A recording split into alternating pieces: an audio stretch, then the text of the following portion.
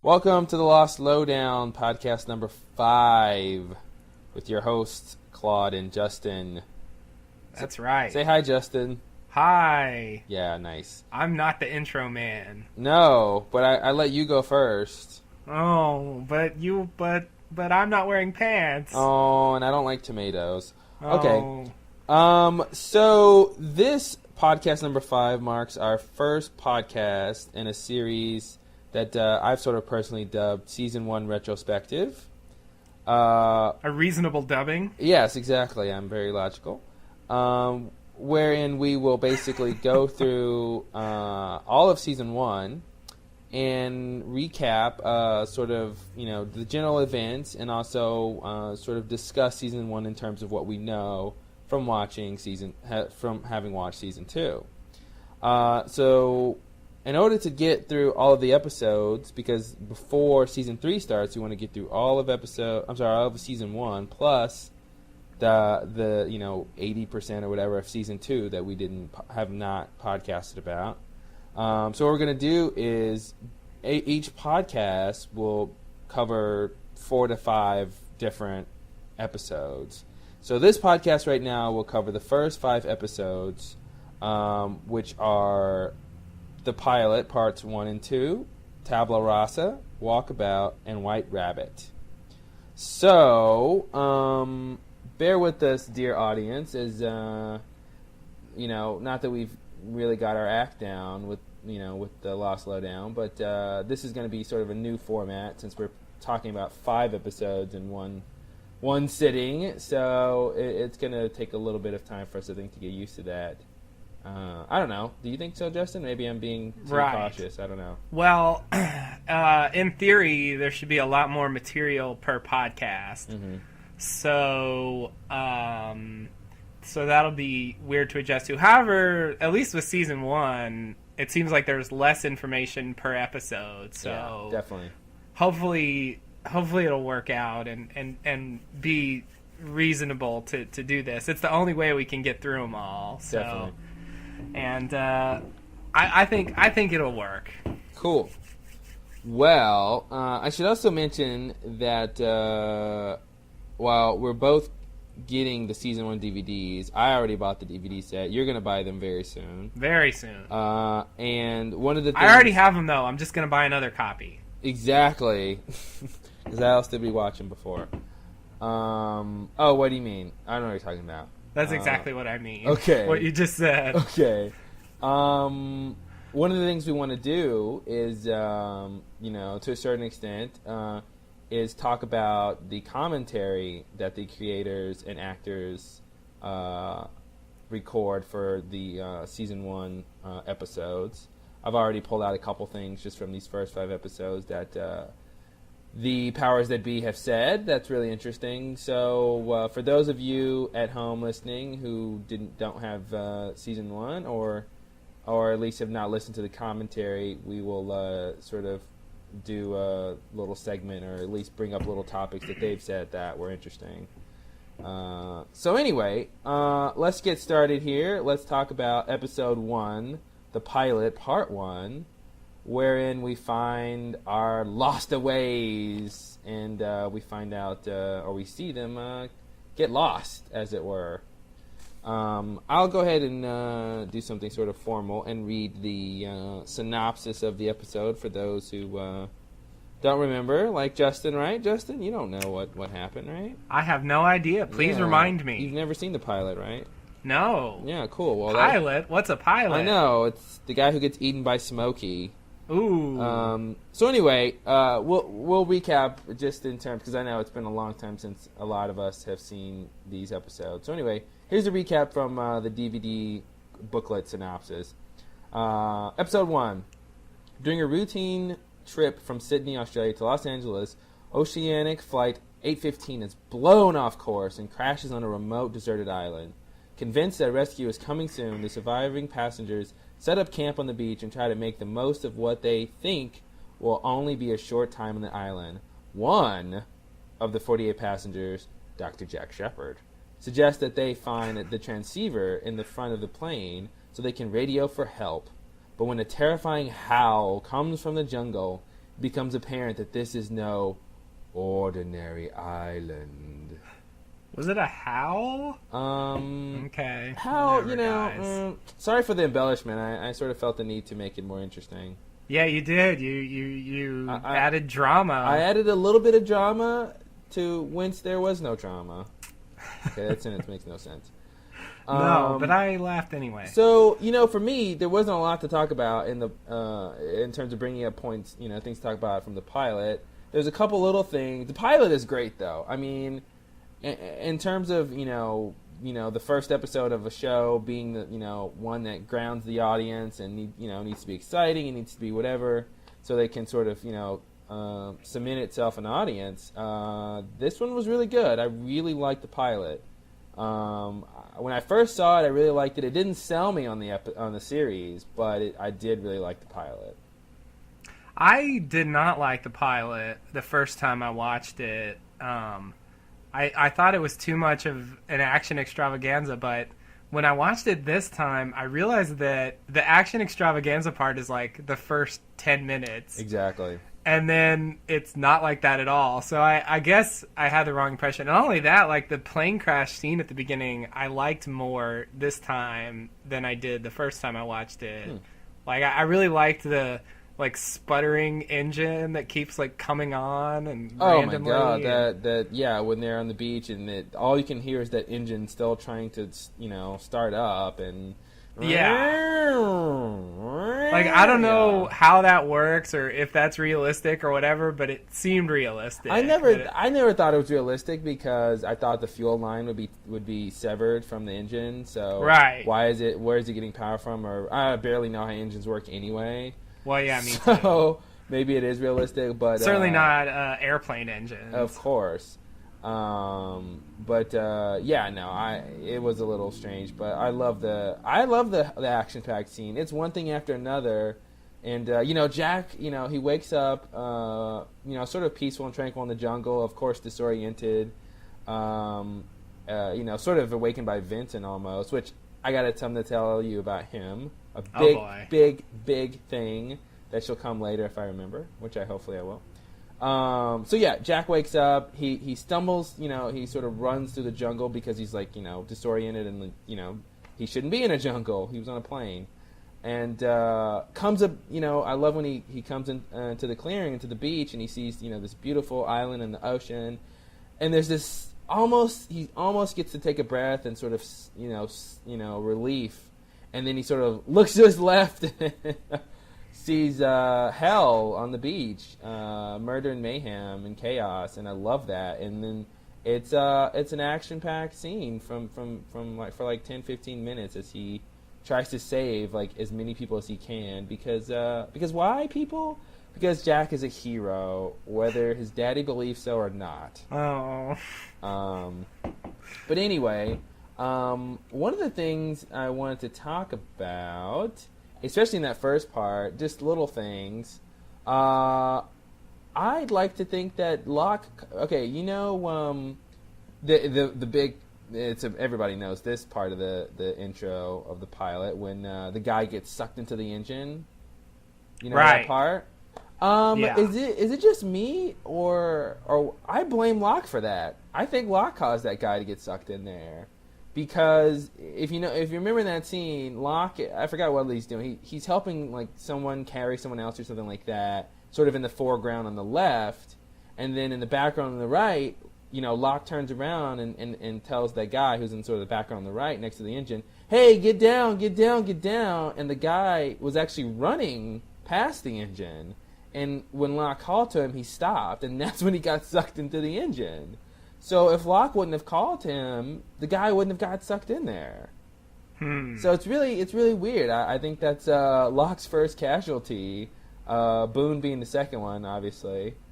But yeah, it was really because the guy was running past the engine, and with, you know, I think with his momentum, he wouldn't have got sucked in. But he sort of stops right there, and then he gets sucked in. So I blame Locke for that. I just wanted to bring that up. I see. And then one of the other big things I noticed from watching the beginning of the season is that Saeed's accent is sort of noticeably different. Did you catch that? I did not. No, I didn't notice a difference. Yeah, I thought it was his a little. hair was different. His hair was different, I guess almost everybody's was. but his except, intellect like, and Jack. charm was totally intact. Oh yes, indeed. It was there from the beginning. It was. It really. He's that hard-bitten Iraqi soldier that sort of charms you to death. Yeah, he really does. You know, if I was in Desert Storm and was going to be tortured by the enemy, I would hope it would be Saeed. Yeah, please. God, he's... He could fix my iPod if it ever broke. Yeah. So let's see. One of oh, go ahead. I wanted to bring up the Jack waking up in the jungle. I mean, it's a minor point, but I don't know what we're supposed to believe. I mean, like, Rose, who was sitting right next to him, was like on the beach with everybody else, but somehow he got catapulted into the jungle all by himself. I mean, yeah. Well, one of the weird things that I still haven't reconciled is exactly how did the fuselage and sort of its passengers, crash up on the island? Because, it seems to me that, I mean, obviously a plane breaking up like that in mid-flight, I mean, pretty much everyone should have died, but, so many people were alive. But anyway, if they're in this fuselage and it's hurtling towards this island, I would think that the fuselage obviously crashed on the beach. It was sitting there on fire. And right. I don't know how these people were thrown out of it or flew out of it or got out of it. To me, that whole thing was really weird. I sort of assumed that as the fuselage got closer to the island, I mean, I would say no more than like 50 feet before it crashed, some people fell out or something. Because, Locke was outside. I mean, so many people were... I mean, Locke was on his back out of the fuselage, too, when he really shouldn't have been if he was strapped in his seat, Yeah. So, and how Jack got, a good, 100 yards maybe from the wreckage, I don't even know. I think I chalked that up to the fact that it's a TV show and it just looks interesting and cool to have him wake up in that sort of serene environment and come into this chaos. If you put any sort of realism into that plane crash, then the whole thing blows up, because no one should have survived. Yeah. Well, yeah, I guess that's a good point. I just, it seemed, even given that people are surviving, it seemed unrealistic that he would just end up, far away by himself when people he was right next to didn't end up there. Oh, yeah. So yeah, maybe it is just a drama thing. Because it is, it is a good opening scene. Yeah. Where he wakes up and everything seems nice until he looks to the left. Never look to the left. Yeah. So yeah, that could be all that is. Yeah, But, I think that's all that is. I mean, even in the comment, I listened to some of the commentary, and one, I don't remember if it was JJ or Damon or whoever was on there.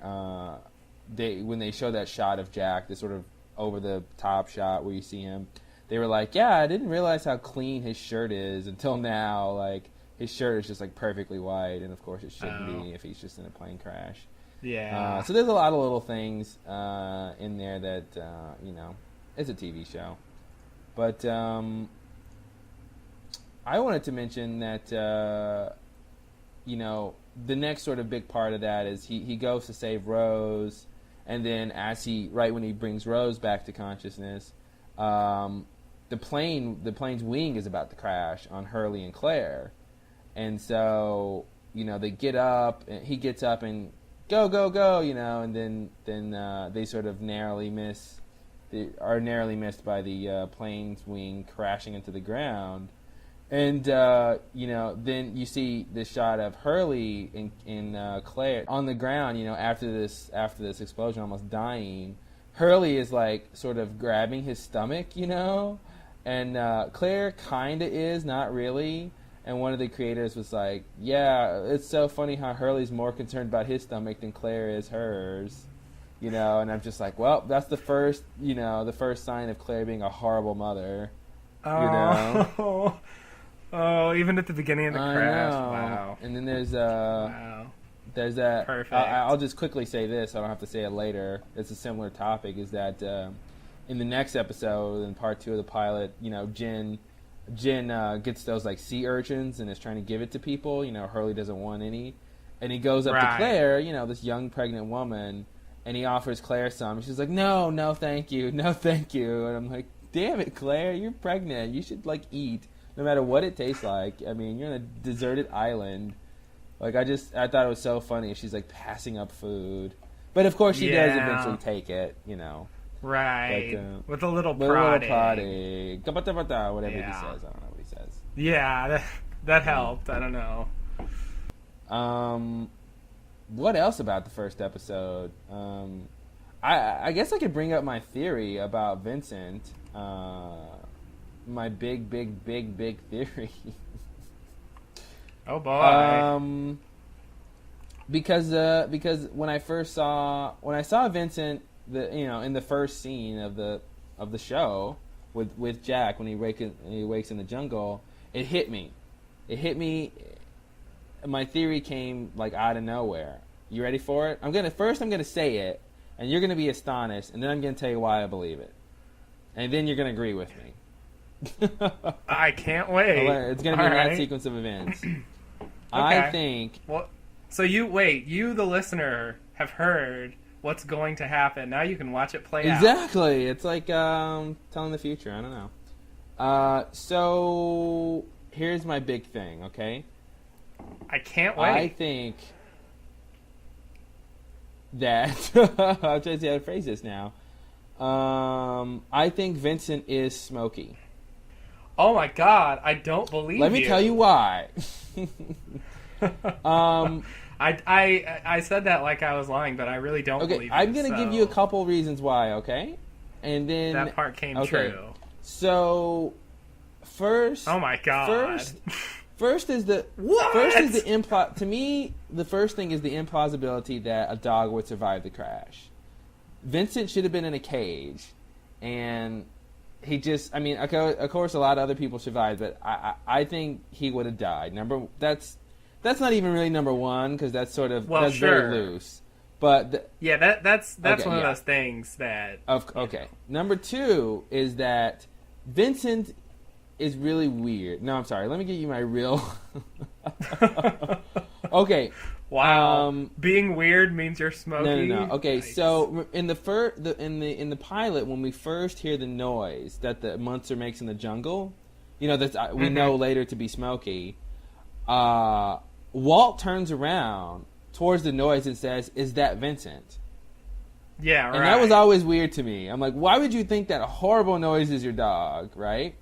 And then when if I get my story straight, when Jack, Kate, and Charlie go to get the transceiver, there's that part where they pass Vincent, and Vincent seems to be following them. He's sort of just like watching them, you know. And then later, the pilot gets eaten by Smokey. So to me, I think you could argue Vincent was sort of following them almost. And then sort of my other sort of general musings is the fact that Vincent is sort of always sort of there and not there, and he's very, you know, it's very weird when he's in the show. And then of course in season 2, we get that scene when Vincent brings Hurley the drugs, the statue with the drugs in it. You mean I'm Charlie? Sorry, Charlie. Very similar names. So for those reasons, we don't want Angie Q on our ass. No, please. Angie Q's gonna get us. So those are my reasons right now why I think Vincent. I think we're going to find Vincent's body in season 3, and we're going to realize that he's dead, and then it's going to lead into figuring out what Smokey is. And the other reason is because the creators, you know, we talked about this in the other podcast. The creators said we saw Smokey, you know, in season 2, and we didn't know it was him. And I think it's either going to prove that it was Vincent, and or the horse, and or even Jack's father maybe in season 1. Which is a season 1 thing, but maybe Dave. Yeah, and maybe even Dave too. So yeah, that's my theory. I think Vincent is Smokey, or Smokey is Vincent, whichever one is. Wow. Yeah. That is a theory. I believe a lot of people have been sort of inspired to speculate by that part where he says, "Is that Vincent?" when the smoke monster like starts making noise or whatever. I think doesn't Rose say it sounds familiar? That's another thing that a lot of people have speculated about. Yeah, she says it sounds familiar, but yeah. So, I think maybe it's either Smoke. Okay, obviously it's Vincent is Vincent and not Smokey, or that Smokey is Vincent, or that sometimes when we see Vincent it's Smokey, and sometimes when we see Vincent it's really Vincent. All right. Now that's I find that more likely. Yeah. Because I feel like Smokey was there before they crashed on the island. Yeah. Because I think if I remember now I'm going into I don't remember land, but I think Danielle knew about the smoke monster. If I remember correctly, she was aware of it. I don't think she ever saw it or anything, though. She knows there's something in the jungle, though. I don't really remember specifically either. I feel like that's where they got the idea it was a security system. Yeah, no, she did say it. I think, she says the security system, but I don't think she's ever seen it. Or I think she'd be dead if she got that close. All right, but what I mean to say is it was there before they crashed, and it couldn't have been, strictly speaking, Vincent. No, what I mean is, it's not strictly speaking Vincent. What I mean is that it's taking the form of Vincent. Okay, okay. So basically, it could be the real Vincent is dead. Yeah, like the real Vincent's dead. He died in the plane crash, and Smokey, read Walt's mind, or somehow knew of Vincent to take that form, or something like that. Right, and so, yeah, that's what I was going to say. Like, it extracted that from Walt, just like it's able to extract whatever from Echo eventually. Okay, that theory, I think, is possible. Yeah. Is possible. I don't think it can be the real Vincent, but in that case, it could be that, or it could be that Vincent did live, and sometimes it's Vincent, and sometimes it's, the monster. Yeah. Because I'm gonna think about this theory as I watch the rest of season 1, because there were those periods when like Vincent would leave for a while, and then he'd come back, and then he was just sort of in and out, and maybe part of that is just the creators didn't write him in the show during those episodes, but I'd like to see if maybe the episodes when we don't see Vincent is when we see a lot of Smokey doing stuff, Right. Or maybe, a lot of other things that could be attributed to Smokey. So we'll see. That's just my theory that I came up with. So. Yeah. At first I didn't believe you, and then after you explained it, I started thinking it's plausible. I think I just predicted the future. I think you did. Wow, so I can put clairvoyant on my resume. Yeah. Wow. Nice. One thing, the monster first appears like that first night, after they crash. I wanted to speculate, maybe if you even have a speculation about why it might have been that it, made its presence known immediately upon them landing. But then it sort of pretty much leaves them alone, unless they're in the jungle for the rest of the series. Yeah, well, security system should have, sort of borders, and it seems to be securing a certain area. And as long as you're not in that area, you're fine. And so when they're on the beach, they're okay. I'd like to think that when we see it the first night, I mean, it was basically sort of making its rounds or something like that, you know, or specifically making a lot of noise because it was, you know, letting them know not to get near or something like that. Right. I don't know. I don't know how the ins and outs of, you know, the security system and how cognizant it really is. You know, like when they're trying to hunt the boar, and there's another thing I want to bring up about that. Oh boy. But when they're trying to hunt the boar, you know, it sort of stalks its way through the jungle and scares them. You know, and it seems like it can travel through the jungle without knocking down trees. You know, we've seen it do it. Yeah. So I don't know if we're supposed to believe it knocks down trees when it's, you know, trying to, you know, intimidate people, or if it's when it's actively trying to get somebody, or what. But right. Or if that's just an inconsistency in how they've, you know, illustrated the. I mean, I was thinking it was intimidation. Yeah. Because every time it's done that, it's been like ready to attack. Mm-hmm. Except for when they're on the beach. In that case, it seems like it's just doing it to make them not want to come in the jungle, I guess. Yeah. But other times, you know, when it's come out, it's you know, knocked down trees and stuff before it made its appearance. Very strange monster. So, yeah, I don't know how much they knew about what it was going to be. I mean, according to them, they should have known already at the time what it was going to be. But they really give the impression that it's some sort of creature, not like an amorphous blob of smoke.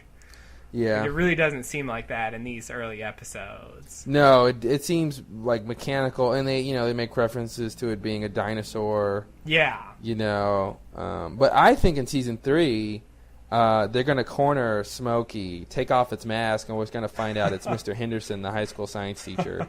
And he would have gotten away with it, He would have gotten away to if it wasn't for, you know, you damn losties. Oh, God. Or it's like Mission Impossible. There's barely any difference anyway. Yeah. Oh, jeez. It's Tom Cruise. It's Tom Cruise. Oh, no, wait. It's Nicole Kidman. Oh, zing. So I'm done with episode 1. Yeah. I believe I am too. So. Although I like to say one of the best images and scenes from Lost ever is when Locke, I forgot who Locke is looking at, but he smiles with that nasty orange in his mouth. Oh yeah, that was creepy. Was that the first episode? Yeah, that was the first episode. It was it Kate? I think it was Kate. Yeah. He's like, "Hi, I'm really innocent, nice old man. Smile and die." Yeah. It's like, whoa, that's crazy. Yeah, that was back when I thought Locke was really sinister. He presented himself as being sinister. Like I mean, they were going with that angle right up until Walkabout. Yeah. Because in episode 3, the last shot is Locke looking really evil. And I wanted to talk about that too, because I don't know what that's about. Yeah, I don't either. I remember at the time I'm like, oh my god, what is this guy's deal? Like he's really scary. Like I think what is he looking at Walt and Michael? Yeah. And he's like, oh, sweet family that I'm going to kill with my 400 knives.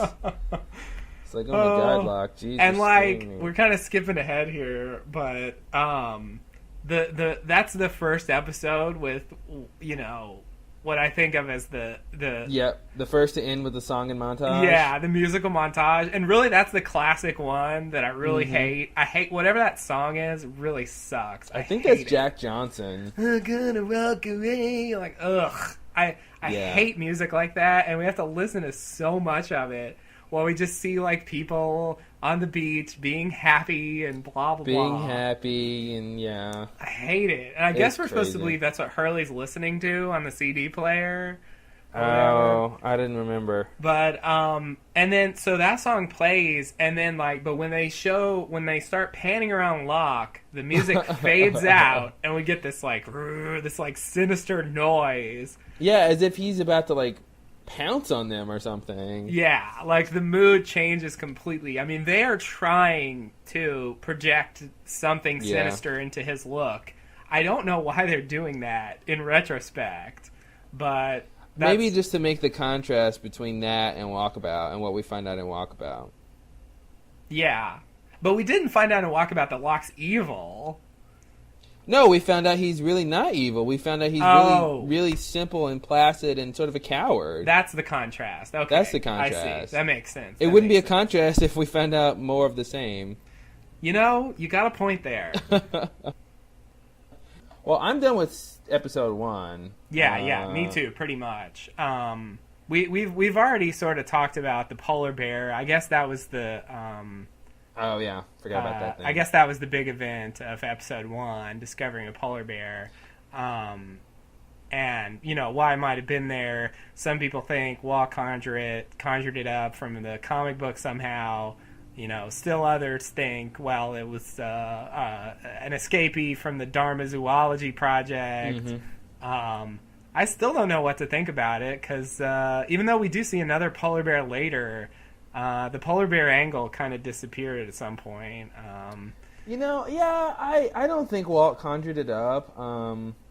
I know he seemed to make that bird appear, but I always sort of believe that... that scene in season 1 when he's talking about the birds and he gets frustrated with his parents and the bird flies into the window. I just sort of assumed the bird was nearby. It wasn't it sort of came out of thin air so much as he sort of willed that bird to come towards him, sort of thing. Yeah. I don't know what kind of bird that was. Maybe it's a rare bird, and that would sort of debunk my theory. But I just sort of assumed it was just a bird that would be in the area, fairly close, But it came out of a book that they were looking at. It was a particular type of bird, I think. Yeah, I know. It was a particular specific type of bird.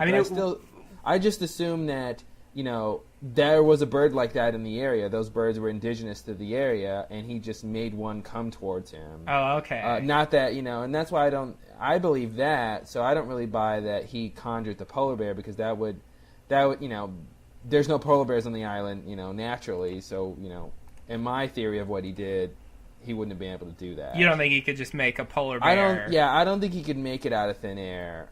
I don't think that he has those powers. But who knows? I don't either, but I don't know what Walt's powers are. Obviously, they're considerable, but... They seem to be considerable, but we really haven't seen much. No. I mean, it's one of those things where, the others are making a big hubbub about it, but, what have we really seen? Not much. What they've done is suggest a lot more than they've shown. Yeah, exactly. So we're led to believe that they're extensive, but we've never seen him display any powers. Yeah, I think that the polar bears were from the Dharma Project, the zoological research. I mean, they show the polar bears in the original Dharma video when they talk about zoological research. That's what I think I think that's what it's from. True. Although, could it be that the polar bears were there because of that, but Walt brought the polar bear somewhere else? Like he did with the bird. No, because Walt wasn't there. The second polar bear attack, Walt was there, right? Yeah. This polar bear attack, he wasn't. Okay. So I'm not going to buy it. Maybe, and I don't buy it for the first one, so I don't really want to buy it for the second one, even though Walt was there. But I see what you mean, but no, Walt wasn't there, so it's not like when he brought the bird towards him. Okay. All right, just want to throw that out there. I don't know if I believe it either, but... Cool. Well, let's go to see the pilot part 2, episode number 2. Right. Jack, along with fellow passengers Claire and Kate... Okay, sorry, this is Charlie and Kate. Close enough? I'll start over. Jack, along with fellow passengers Charlie and Kate, returns to the beach camp with the transceiver they found. Saeed, a former military communications officer, gets the transceiver working, but tells the others he can get better reception if they head to higher ground. When they get there, they pick up a mysterious broadcast, prompting Charlie to ask the question everyone has been asking, "Where are we?"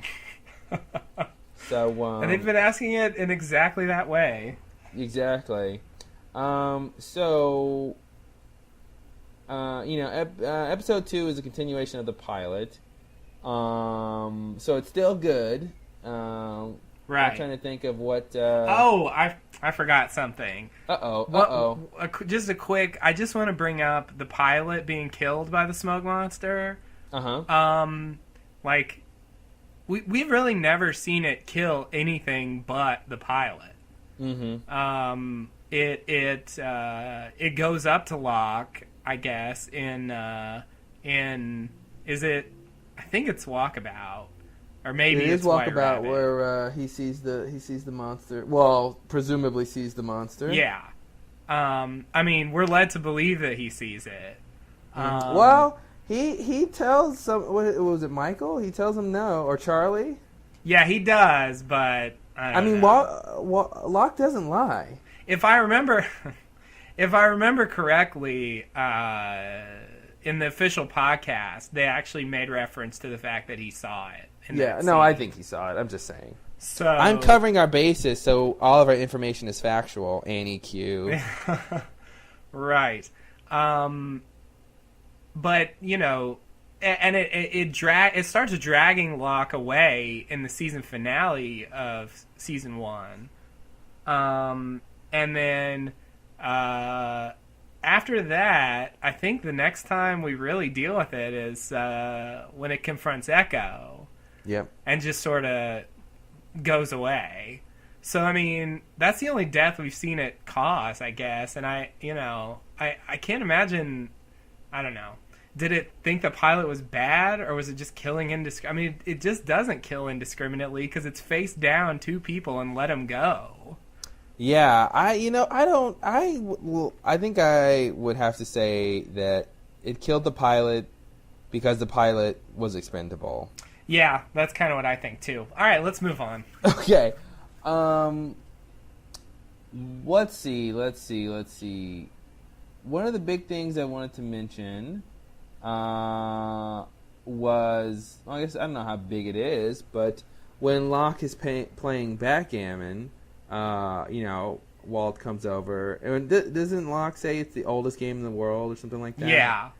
Which I always wanted to look up to see if that was true. Right. I somehow doubt that, but... Yeah, I have a hard time believing backgammon is the oldest game in the world. Yeah. But anyway, he tells him... I have a feeling like Spear the Buffalo or something beats it. Yeah, Pin and Tail on the Donkey is a really old game. It was Pin the Tail on the Triceratops. So he tells him, and very, very poetically... backgammon is 2 players, 2 sides, 1 dark, 1 light. Right. And of course, it makes me think of the mural.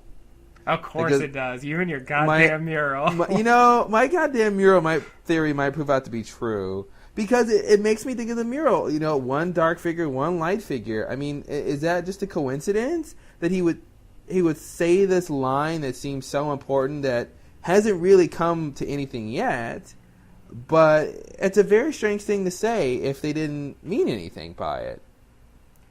I mean, I think the light-dark thing is just like, it just sounds meaningful? Yeah, or it's just like good and evil or something.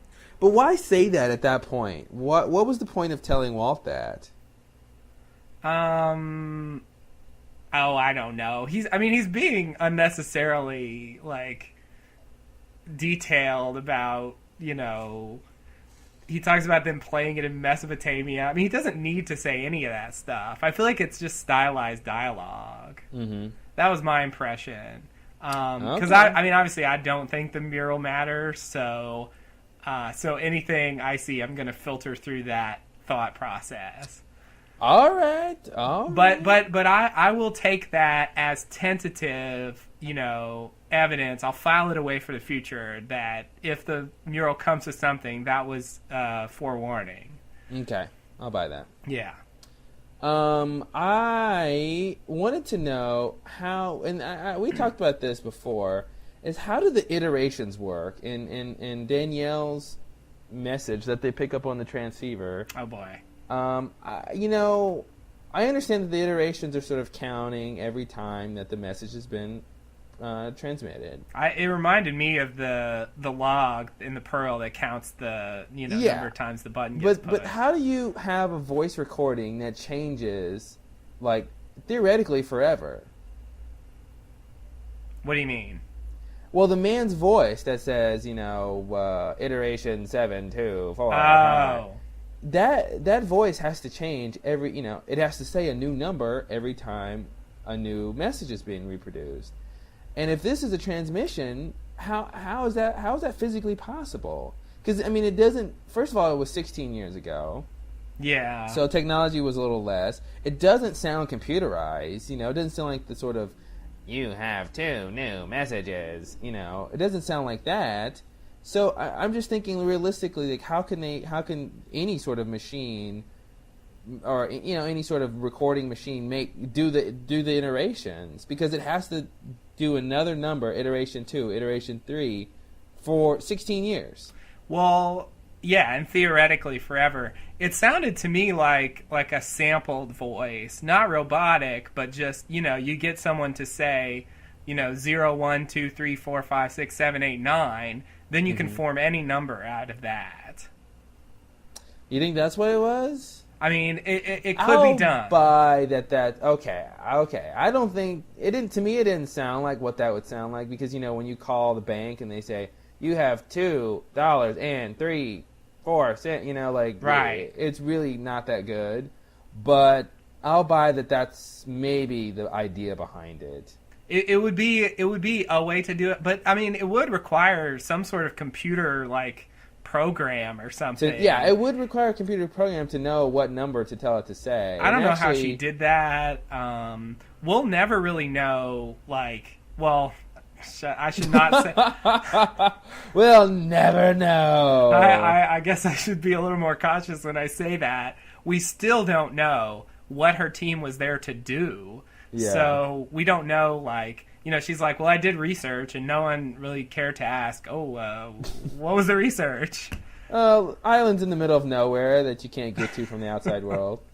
So, we don't know if it's reasonable to suppose that they would have the skills to produce such a transmission. Yeah. I do find, I was thinking about that on the last podcast or whatever. I really wonder how that came about, that they were able to set up such a thing. Even if they could get the voice to work and stuff, I'm still is it Dharma equipment? Is it their own equipment? I don't know. Yeah, I think it was. Well, we don't find out whose equipment, but the original transmission was the numbers. The numbers were originally being transmitted, and that's actually why Danielle and her team came to the island, was because they picked up the transmission that were repeating the numbers over and over. Okay, I forgot about that. Yeah, so maybe Brzezinski, maybe Kelvin, maybe, I don't know who would have originally recorded those numbers. Maybe one day we'll hear the voice, hear the original recording. Well, we might not, though, unless it's a flashback. Unless we maybe get a Danielle flashback.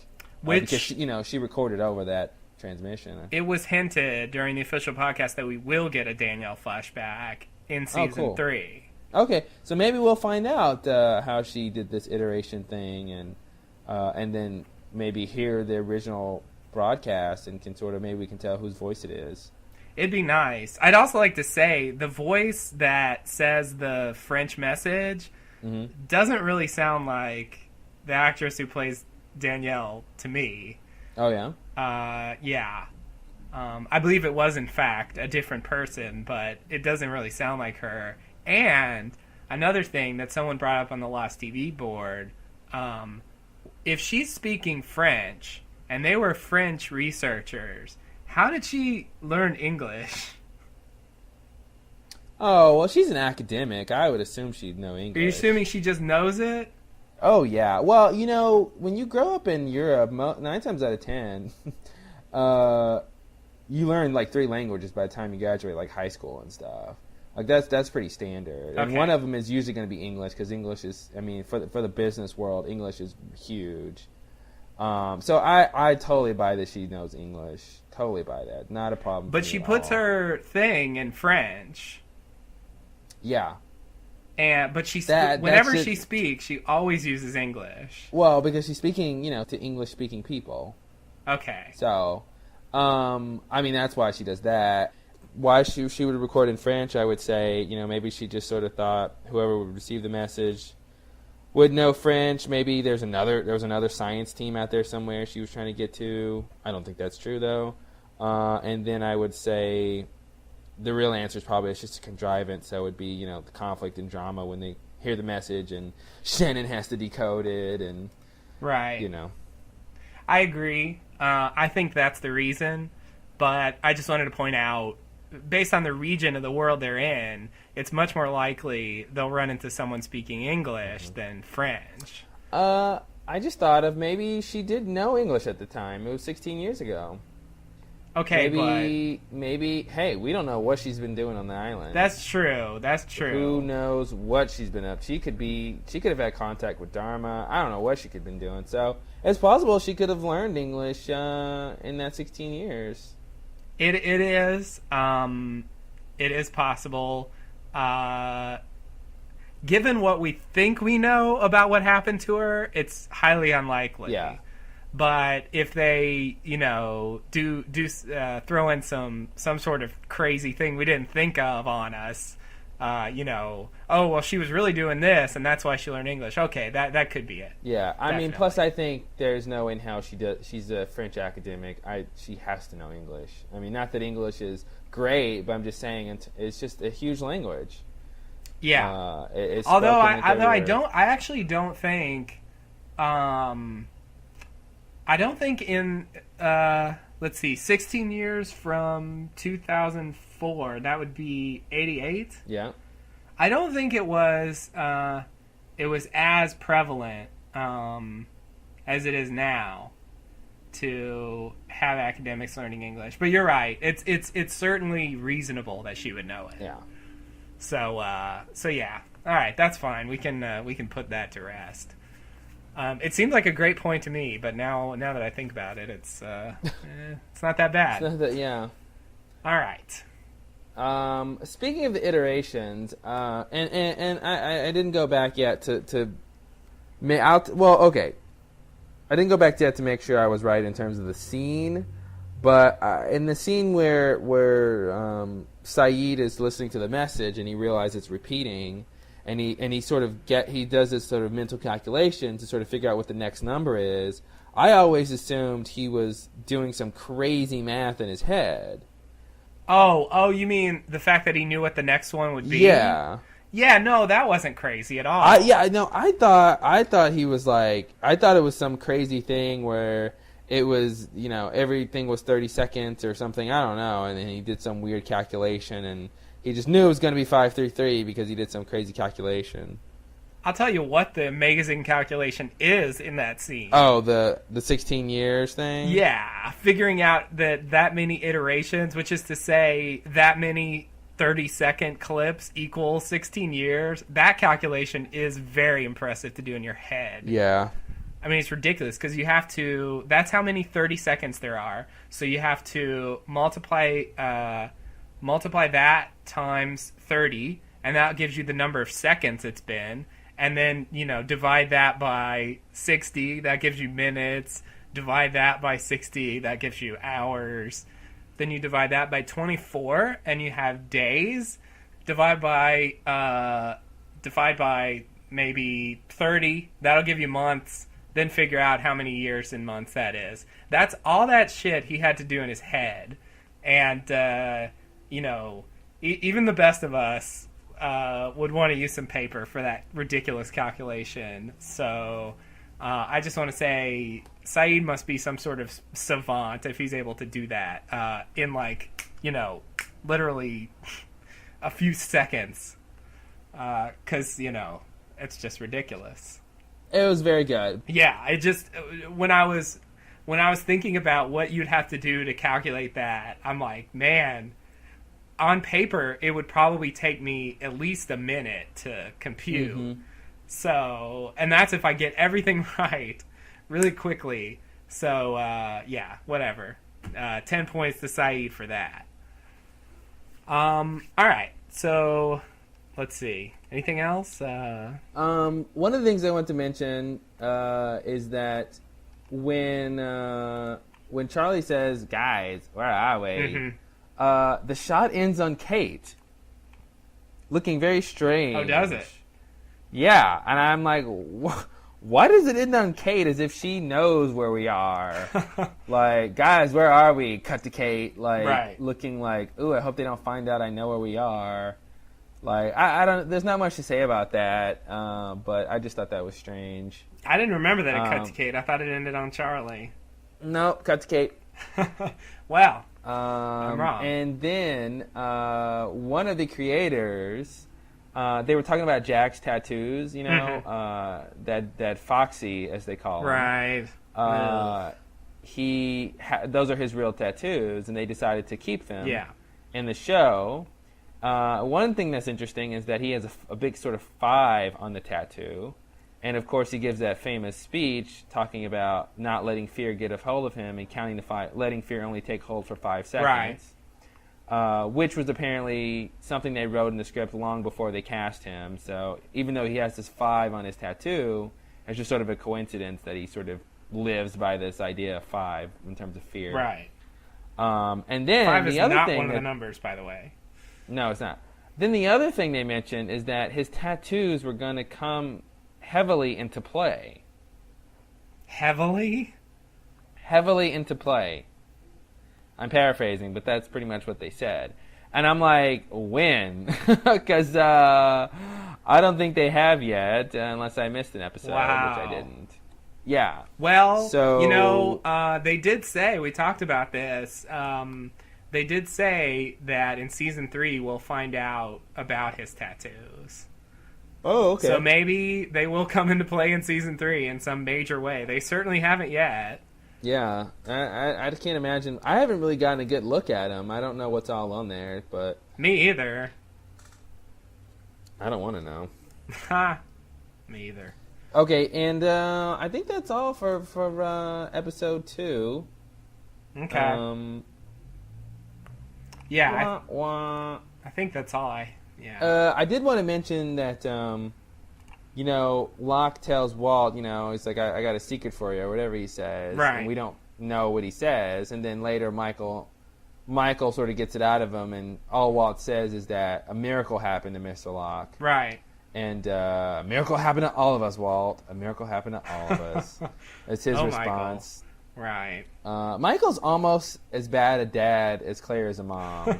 He's better. He's significantly better, but he's got his moments when he sinks pretty low. Yeah. But he's new at it, so I guess that's he doesn't seem to actively try to put Walt in harm. That's true. That's the difference. He doesn't try to give Walt up. But anyway, so I guess we're to assume that Walt knows that Locke used to be in a wheelchair. Maybe. We don't know what he said, so. Yeah. Well, I don't really buy that he said, all he said is, a miracle happened to me, and that's the secret. Because that's really lame. Yeah, right. No, I think it's pretty reasonable to assume that he said, hey, I was in a wheelchair before. Mm-hmm. Now I can walk, and that's crazy. It's interesting how Walt, if that happened, Walt sort of never told anyone. Right. I had forgotten that Walt and Locke really had a relationship. They were the old Locke and Boone.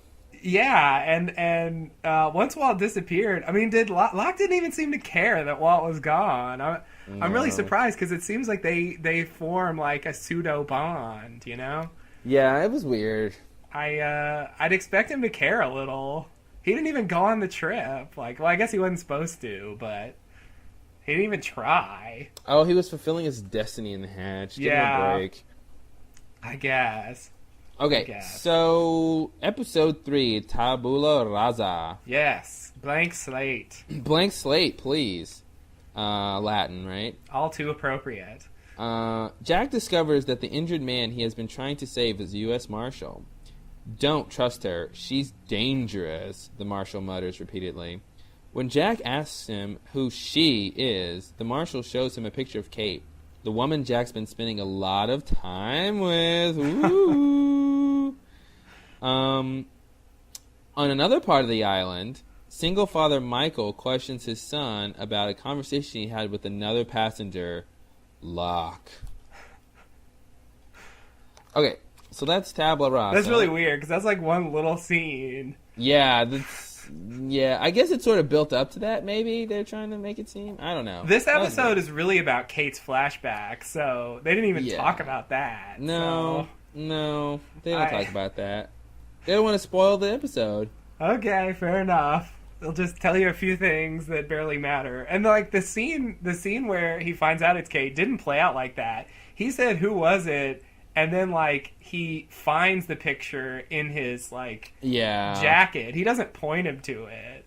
No, he does actually. He tells him to look in his jacket pocket. Oh, he does? Yeah. Oh, okay, never mind. Yeah, I mean, Jack. Hear that, Angie Q? I'm wrong. Jack wouldn't just go dig around in his stuff. No, he tells him to look in his. If I'm not mistaken, I don't remember. I thought he didn't, but no, you know what? I think he tells him. Who knows?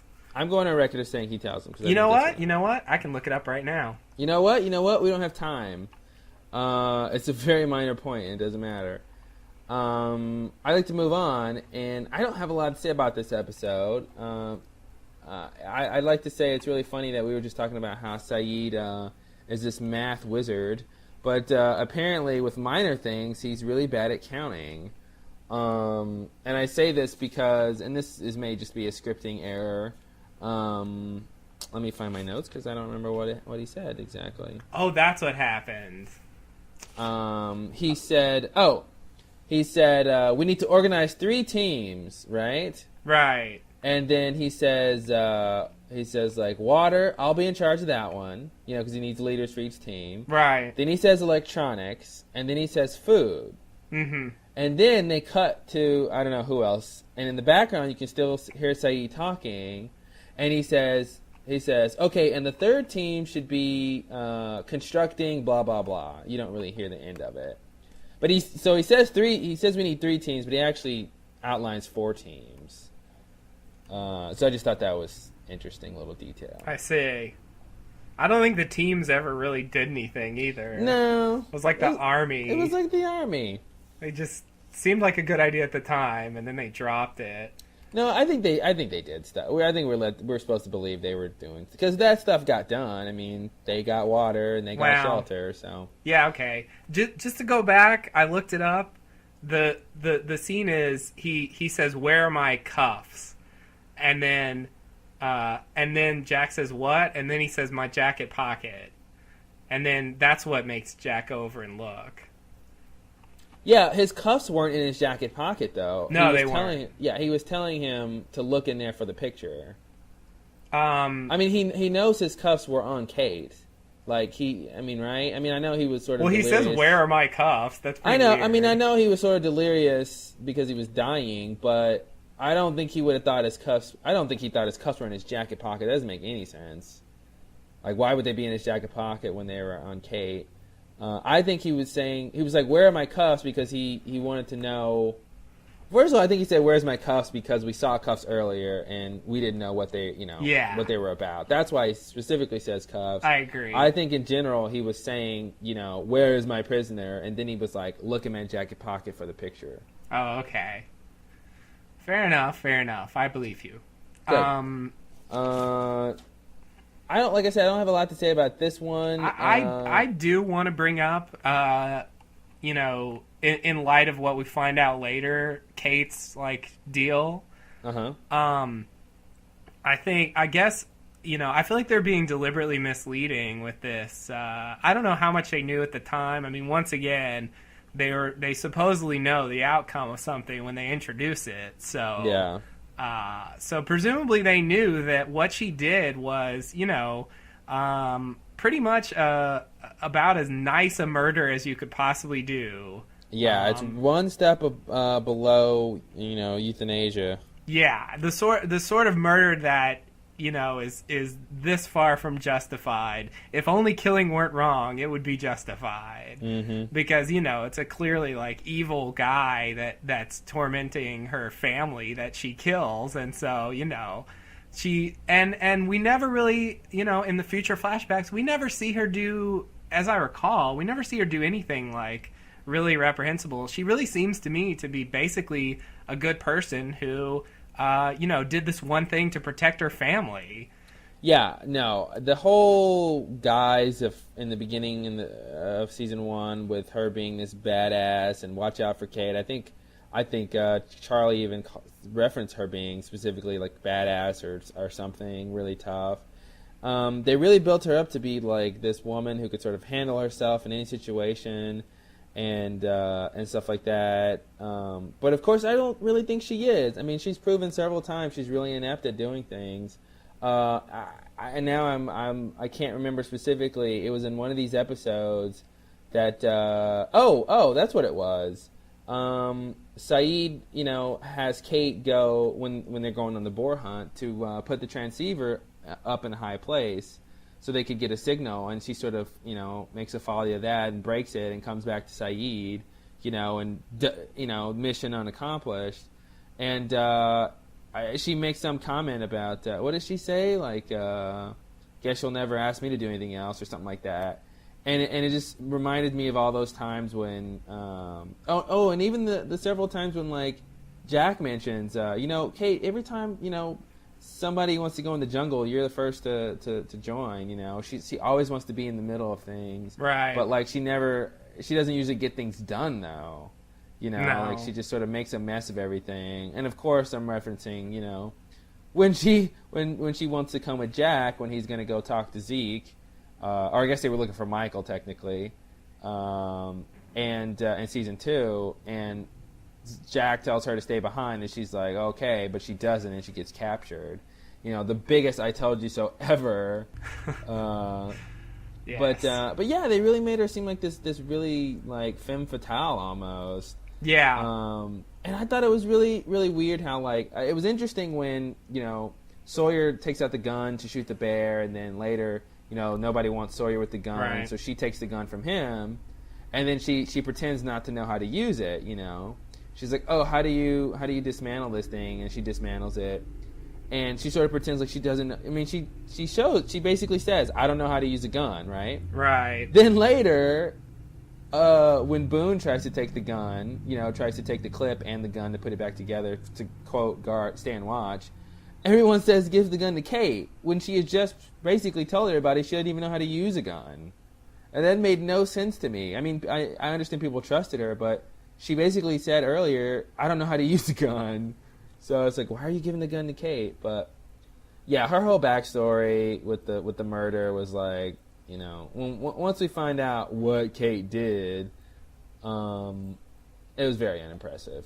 Yeah, well, and the marshal, he says, don't trust her, she's dangerous. And then when she goes in there with him, he starts choking her. Yeah. And it's if he knew he should what she did, why does he have this? I'm thinking, and this is something I think I've only seen those episodes once. What Kate did, I think what he's referencing more is that she's very elusive. She's able, once you think you have her, you don't. That's what I think he's referencing. Not dangerous in that she's a bit killer, because she's not. But dangerous in that she'll do whatever it takes to get what she wants, which is usually to escape. I mean, why do you think he's just mad at her because he's been chasing her for a while? Yeah, that's what I got the sense. He's been chasing her for a while, and she's eluded him a couple times, and she's pulled some dangerous stunts. I think that's what right. that's about. And I mean, the only reason he caught her is because she took the time to save the one-armed Australian farmer. Which I don't buy. I don't buy that. That's why she got caught. He says that too, right? Yeah. Why if you didn't get, you would have got. How would she have gotten away? Like, she was on foot.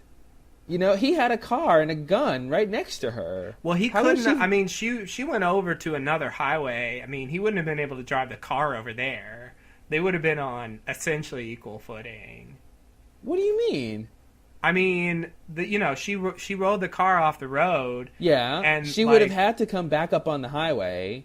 I mean, she could have maybe dashed off into the field, but I mean, he was basically armed, had a car, and unhurt. And she was, like, sort of hurt, you know, with no vehicle. I just don't see how she really would have gotten away. I mean, you know what I mean? Like, she was in a car crash. He had at least a time advantage to get to where the crash was, you know. I just don't think she would have gotten away. She could have left the guy to burn, and I mean, because he would have stood on top of the highway and saw her running off into the distance and could have shot her or something, you know. Okay. It's not well, regardless. It's not like he was in an accident, too, and, like, you know, he was injured, and then, like, she took the time to save the guy, and that allowed him to sort of recuperate and get to her.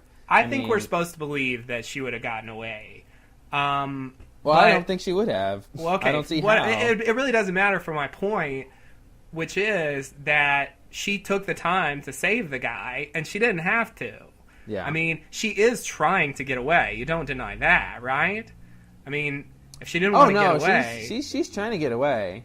So, I mean, you know, she wasted time that she could have been using trying to get away, saving the guy. Yeah. I mean, it says something about her character being essentially good, and he knew that. And I just don't see why he wants to kill her. You know, yeah. it seems like it just seems ridiculous. It's just for conflict. It must be, but it seems so like poor in retrospect that they have his character like so insanely like you know, set against her when he knows that she's an essentially good person who got on the wrong side of the law because of a bad set of circumstances that weren't her fault. Yeah. You know, I mean, a person like that, you're nice to. You're like, I got to bring you in, but you don't treat them. But she has spent a lot of time evading him and all that stuff, and I think that's what really pissed him off and made him mad. Like, it's one thing that she committed the crime, but he spent so much time trying to catch her that he just hates her. But yeah. Let's move on to episode 4 if you're done with episode 3. Yeah, pretty much. Sounds good. Walkabout. Episode 4 is Walkabout, which is also a good movie. An excellent movie. Ever watch it? While bordering on exhaustion, Jack repeatedly sees a mysterious man watching him from afar. He asks the other survivors if they've seen him too, but no one has. Haunted by the strange vision, Jack follows the man, only to recognize him as someone to whom he was very close. Okay, you're reading You're reading White Rabbit. I am. And I'm glad you caught that because you just won $2, mister. Episode 4, Walkabout, is a series of flashbacks reveals a secret that Locke has kept hidden from the other passengers. Meanwhile, the bodies inside the plane need to be disposed of. But how? Jack decides the most effective way of doing so, but it's grisly. This is horrible. It reminds me of those. It reminds me of those awful like log lines on Trigger Street where they don't know, like where they set up like, you know, will he be able to? How will they do that? Like, ugh. Yeah. This says, when the castaways realize that the food supply is running out, Locke has a suggestion. Ooh, I wonder what it is. Oh, wait, I know. I have a suggestion. Okay, that segues into my joke. Ooh. I came up with a really bad, funny joke. Hey, guys. So, in the beginning of the episode, you know, there's something rattling in the plane and noises and stuff, and it's all kind of creepy, right? And they all sort of go look, and it turns out to be boars, right? Right. So here's my joke. How did Locke, because Locke says, you know, they're boars later. How did Locke know that it was boars on the plane? Well, I don't know. How did he know? Because he's a boar. Ah! Oh, that's my Excellent. one and only lost joke. Perfect. Perfect. I love it. I love He's a it. bore. Okay. Although in this part of the series, he's not a bore yet. He's not a bore yet. No. He's a bore This is now, when he was though. like my favorite character. Yeah, this is when he was good. He just gradually became shitty, but that's a great joke. I love it. Wow. Very nice. Because he's a bore. Oh. He's a bore. Okay. Nice. One of the things that you can look up in your handy dandy transcript for me. I will. Sawyer, because I don't remember the exact line, but Sawyer calls Jack Metro. Oh yeah, right. I remember. I didn't know what that was about. What does that mean? Like Metro is in like police officer or something?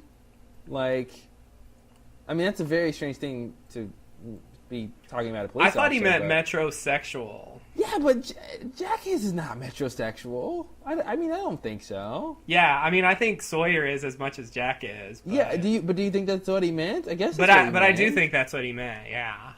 Wow, I've never heard anyone sort of use that as a derogatory term. Like, don't vote for him. He's a metro. That's weird. Yeah. I mean, some of the nicknames he uses aren't necessarily derogatory. They're just like a feature he notices about you.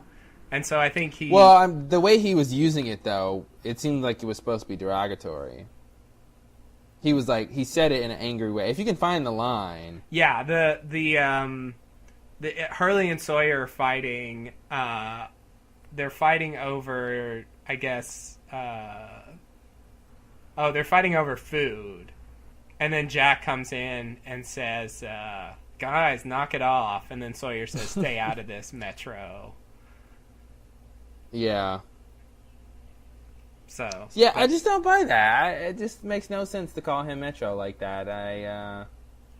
Stay out of this, Metro. Like, okay, whatever. That's such a minor point. But yeah. He could mean, like, metropolitan, I guess. Like, Sawyer's like a country guy, and he's like, maybe? He meant like Metropolis? Yeah. No. Stay out of this, Superman. It's a wild guess. Okay. So, moving on. Was that the big thing? You didn't know what Sawyer meant? Yeah, I just didn't know what he meant by Metro. Wow, what a disappointment. What do you mean? Oh, did I say Sawyer said something I didn't know what he meant? Yeah. Oh, that's it. I think that's it. I was hoping it was going to be something more mysterious. Oh, well. Oh, no. I'm sorry. That's not it. That's... No, okay. There's another thing. There's another thing that is bigger, and I have no idea what it means. Sorry. Okay. Sorry. Should I bring that up now? Okay. Yeah. Not if sure, it doesn't why not? belong. Whatever. Yeah, it's in this episode. Okay. Oh, no, I'm sorry. It's in White Rabbit. We'll talk about it later. Okay. So one of the questions I had... So this is the episode where they go and they kill the boar, right? This is the first time they go for the boar. Yeah. Because Locke's a boar. Sorry, I'm going to overuse it. Save it, buddy. Save it. I guess Locke, Kate, and Michael go. Yes. And so basically, the boar charges out and hits Michael in the leg. And then, Kate grabs Michael and takes him back while Locke charges ahead, right? Right. But then, on their way back, Kate stops to put the transceiver up in a tree. And then that's when they see Smokey, right? Right. Okay. Then, Smokey sort of apparently, to quote Kate, heads in Locke's direction. And then once Kate and Michael get back to the beach, Kate assumes Locke is dead, which I think is a faulty assumption, but... not only because it proves to be untrue, but she has no proof. But anyway. Well, I mean, based on what she's seen, the last time it got near a person, they died, so... Oh, sure. So anyway. Just to defend her a bit. Please, defend her all you want. I don't know why that was so mean, but... I don't like to defend Kate, but... Someone needs to. Freckles? Well... Anyway, my point is, I sort of wonder, I don't necessarily believe this, but it was very strange when Locke came back with the, I need to find that transcript. You got those transcripts, because I can use that right now. Locke came back with the boar, and what does he say when he comes back? Because I got the idea that he didn't necessarily kill the boar. I questioned if Smokey killed the boar for him. Really? Yes. Because I gotta find the scene now because I don't remember. Even though he's got blood on his face and... Don't even care. Okay. He could have put the blood there on his face. Okay. To make it seem like he did it. Let me find that scene because I thought it was really interesting what he says. See if I can find it. He doesn't say anything. At least not according to the transcript. Okay, well maybe it's a look. Let me find it. I got the thing right here. Because Jack is following, his dad ghost, and Kate's there too, and then he sees Locke and he says Locke, and then they go to commercial with them all looking at each other according to that's what it is. It's the way Locke looks. He's looking. To me, he just sort of looks like. I think later in the series we do see him successfully kill Boar. Yes. So I like to assume, he killed the boar, but I'll buy Smokey killed it, I guess. I don't know why it would kill a boar. For Locke. Oh, for Locke. The way, okay, here it is. Yeah, if you watch that scene again, you'll know. I think you'll discern what I did. Is that the way he looks at them? It's almost like they assume he killed this boar. And he sort of looks like, I hope they believe it. I hope, I don't know. I can't verbalize what I mean, but to me it looks like he was sort of hiding something, and it's a wild theory that's probably not true. I don't really believe it, but I was just wondering the idea that maybe since Smokey was in the area, that maybe Smokey killed the boar, either for Locke or just the boar was in its way when it was pounding through trees, and Locke just dragged it back, the hero. Right. But anyway, that's all I got. Okay. Yeah, that is a wild theory. I don't know. Let's see. What do I have on this? Do you have anything, mister? No. Looks like I don't really have much on this episode. No.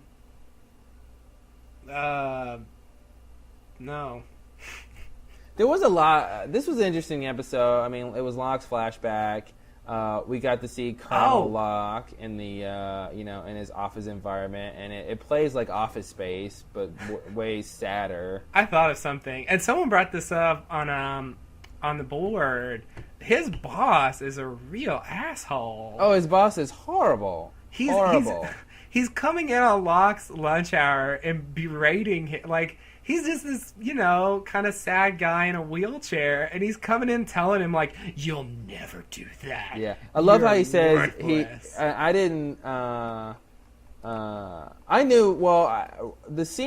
knew Locke didn't have his use of his legs when I saw him in the bed talking to Helen. I saw that scene, and I was like, you know what? We haven't seen him walk this whole time, in flashback form.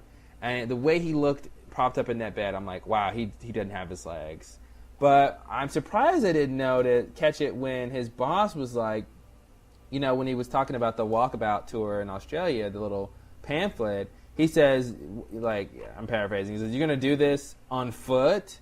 This is something you have to do on foot, if you watch that scene, he's basically saying you can't do this because you're handicapped. They're definitely dropping the hints in there. Yeah. Until the final scene. Yeah. Where where you see him in the wheelchair. Don't tell me what I can't do. It's one of those things that is pretty obvious if you know, but I didn't catch it. Even in the scene when he's talking on the phone, I just thought, oh, he's just sitting in the bed. Whatever. No, it was something weird about the way he was sitting, and I guess I was just... all the clues were accumulating, and so I saw that scene. I was like, wow, he's so can't use those legs. Yeah, I was in the place I think the writers wanted me to be, where I didn't realize it until he pulls back. We've We've seen the scene where he looks at his feet and he wiggles his toes and he's, Yeah. There were a lot of bigger clues too before. Right. The And toe so wiggling I thought was just a weird little thing that they threw in. I wondered why his shoes were off. Like, he got knocked out of that plane and it took his shoes off? Like, yeah, damn. whatever, man. They needed to show him wiggling the toe. I get it, but it just was weird. Yeah, his shoes shouldn't be off, I agree. I mean, maybe they were loafers and, they just stepped off. Okay, I'm ready to go to White Rabbit. Okay, before we do, though, I just want to bring up, I think it's mildly interesting that I guess he, pays someone to talk to him. And I guess he calls her Helen because of the character Helen that we come to know later. But it's not actually Helen, I don't think. Yeah, I don't think it's Helen. I mean, it was obviously not her voice, Yeah. Katie Seagal. Yeah. But I don't think we're supposed to believe it is her. No, I don't think we are either. I don't think, I assumed he met Katie Seagal Helen after this whole thing. No, because he could still walk when he was involved with her. Oh, that's right. What am I thinking? So this is after. Yeah, that was after that. So I just assumed her name just happened to be Helen, but if he's paying, I guess he can. I mean, it didn't seem like he would want that kind of relationship where he's picking her name, but maybe he did. Maybe he said, okay, you're going to be Helen with me. I just sort of assumed her name happened to be Helen, too. But that's a weird coincidence. It could be that they wrote it, and then later they decided to name, her, the Katie Seagal character Helen, because he had used that name to suggest that maybe that's why he was doing it. But maybe at the time, they just called her that. Yeah. It definitely can't be the same person because, I mean, she doesn't seem to know him at all, have any relationship with him outside of the phone conversations. Right. She's like, I'm not allowed to meet clients. I mean, that's not something she would say if they had met before. Good point. That whole scene was sad. Oh, it was very sad. Yeah, I saw that coming too, though. I saw that coming, that she was paid to sort of talk to him. But anyway, very sad, very nicely done. It's sad scene. because he seems to think she's gonna he's deluded himself so much about he knows he's paying her. Yeah, but I love when she's like, "Okay, John, we should go because if we go into another hour, I gotta charge you another $100." And I was thinking, man, that's a lot of money. That is a lot of fucking. I think it was like $80-something an hour. Yeah. Which is crazy. I mean that'd be a decent price for a prostitute, but for someone to just talk to you, damn. Well, I guess that's about right because those ads I've seen and have not called ever. No matter what anyone tells you, they're always $1.99 a minute or $2.99 a minute. So that's about right. That's up I guess there. it is. Yeah. It's up there. Or I guess 99 cents a minute, something like that. But it wasn't sex talk. It was just I think it was though. I think it was basically the same kind of company, but the sex talk thing is they'll pay you to. I mean, it's not like I know from experience, but I'm assuming that they'll talk about whatever you want to talk about. I mean, usually it's sex, but they had been talking for 8 months, and either the whole sex, he wasn't interested in that at all, and maybe they did that in the beginning, but I think it was basically the person who's paying gets to choose what they talk about. Yeah. Yeah, no, I mean, okay. So you think maybe the service was, primarily or at least ostensibly for sex talk, but could be used for other things, and that's what he was doing. And maybe he used it for that sometimes, but who wanted to watch that? So exactly, no one. All right, fair enough. Okay, I think that's I think that's all I wanted to say about that Cool. episode. Well, let's go to White Rabbit so we can wrap this up. All right. We're doing a good pace here. Well, I mean, better than we've done in the past. better than a 6-hour podcast? Yes. Yeah, on what is equivalent to 2 episodes. Yeah. Okay, episode 5 is White Rabbit, which I mistakenly read the synopsis of before. Right. But basically, this is the one where Jack goes crazy. Right. Oh, and I wanted to mention, at the end of Walkabout, he starts to see his father walking around before this episode. Oh, definitely, yes. So they were setting that up already in Walkabout. Mm-hmm. I liked that. It made it seem like more connected or something. Not like they just introduced that in the episode where, they Where deal they with explore it, yeah. Yeah, I liked that. Anyway, go ahead. The big thing I wanted the big thing that Sawyer says that I have no idea what he meant, and I remember when I first watched this episode, back when it came on, is that, and I heard this line, didn't know what it meant, and then when I rewatched it again the other day, I remembered that I still don't know what it means, and the suspense is killing you and everyone else, I'm sure. Anyway, the scene was between Sawyer and Kate, and I think it's when Kate thinks Sawyer stole the water, right? That's when the water. So she jumps on him, Mm-hmm. and then Sawyer says, "Ooh, I made this birthday wish 4 years ago," and I have no idea what that means. Like, to me, what that should mean is that he knew Kate 4 years ago, and wished that they were together or whatever. But that didn't seem possible so far. That they have any history. Right. So what do you think that means? Why would he say I made this birthday wish 4 years ago? I think it was it's supposed to be just a wish for a woman to tackle him or something. That I don't feel like it's specific to Kate. But why would he say I made this birthday wish 4 years? Why 4 years ago? I mean, to me, it reminds me of Locke's 4 years. I feel like it was just supposed to be a quip. Like, I doubt that's true. Uh-huh. I think it's just something that he might have wanted to happen or fantasized about happening at some point, and he just said, like, yeah, I wish for this to happen 4 years ago. I feel like he just pulled that number out of his ass. I don't think that that's literally true, and I don't think it had anything to do with Kate. I don't buy that. I think if any other woman that he wanted to get it on with tackled him, he would have said the same thing. I don't buy that they would have said 4 years ago, though. I mean, they're very conscious. At least they should be conscious of the numbers that they use.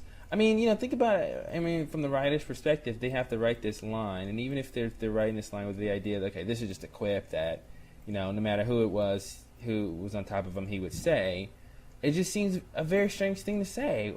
First of all, birthday wish, which is secondary strangeness, but to me, it's a strange thing to say. And then 4 years ago, I don't know. To me, specifically saying 4 years ago, because he could have just said years ago. Why say 4 years ago? That's a very specific thing to say if you're just making a random quip. Yeah, I guess. It just doesn't strike me as being that odd, for Sawyer at least. It just doesn't make any sense, though. I mean, why would he say, I made this wish 4 years ago? I mean, he's had his share of women, it's not that crazy. Yeah, no, but he wants one to, like, tackle him and sort of take him by force. I mean, I think that's the implication. Well, I think we're going to flashback of Sawyer 4 years ago at his birthday, and then we'll figure it all out. I think it's a throwaway line. That's my theory, at least. All right. Okay, we'll see.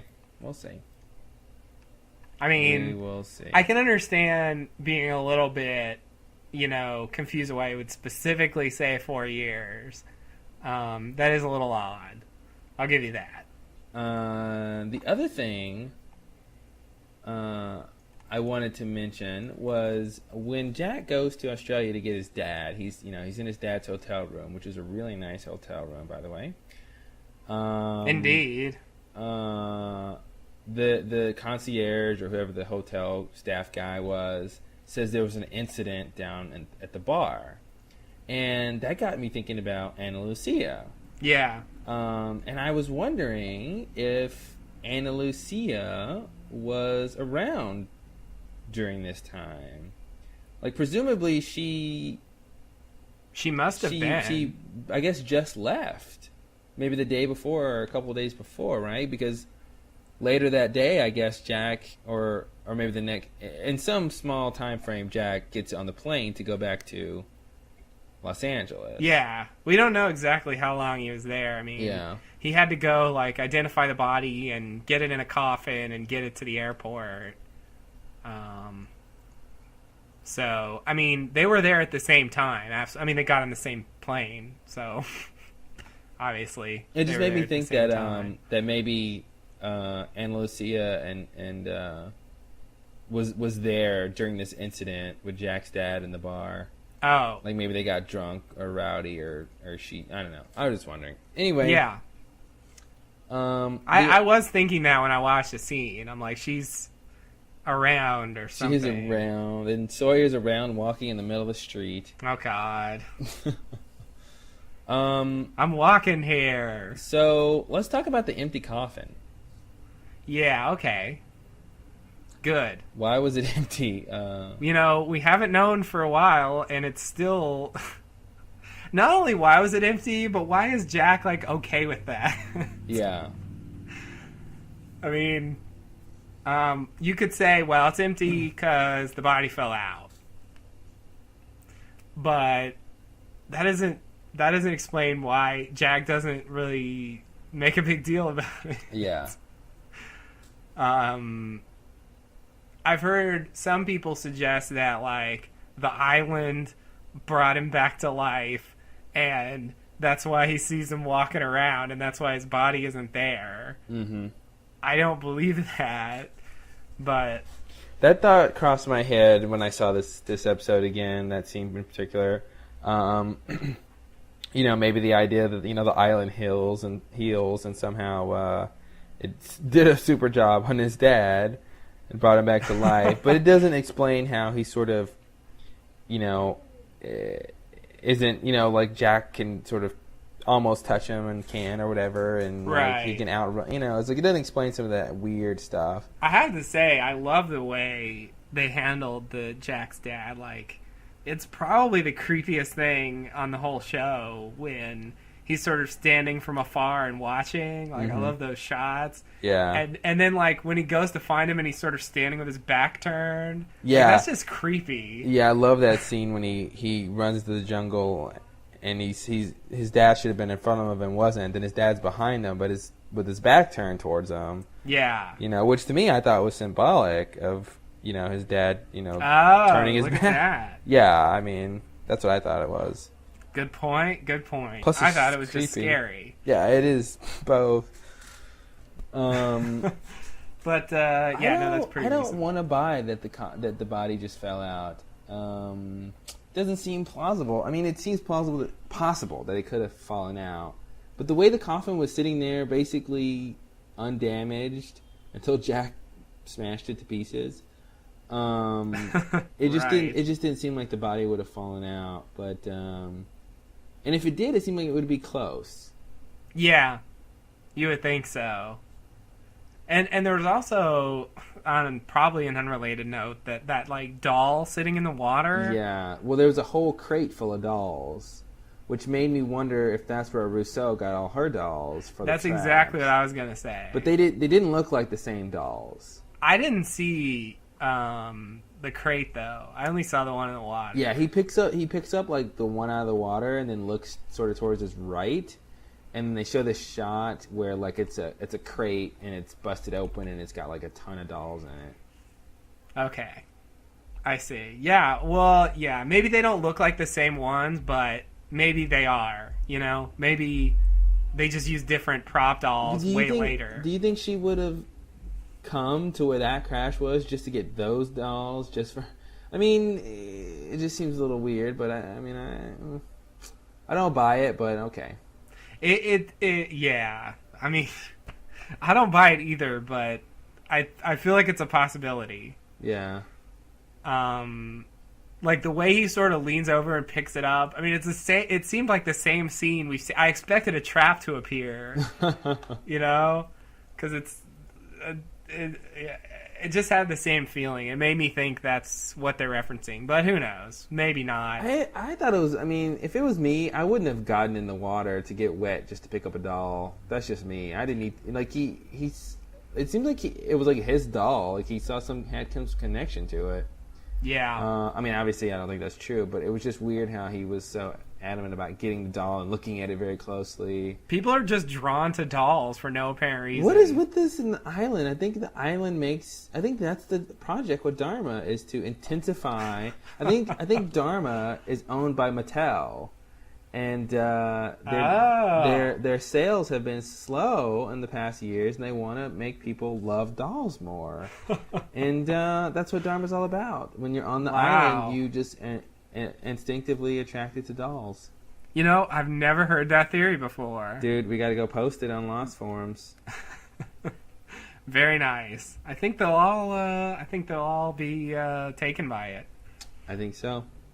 You heard it here first at the Lost Lowdown. That's right. With Claude and Justin. With Claude and Justin. All right. We're sorry. No. There's one more thing I want to talk about, and then I'm done. Okay.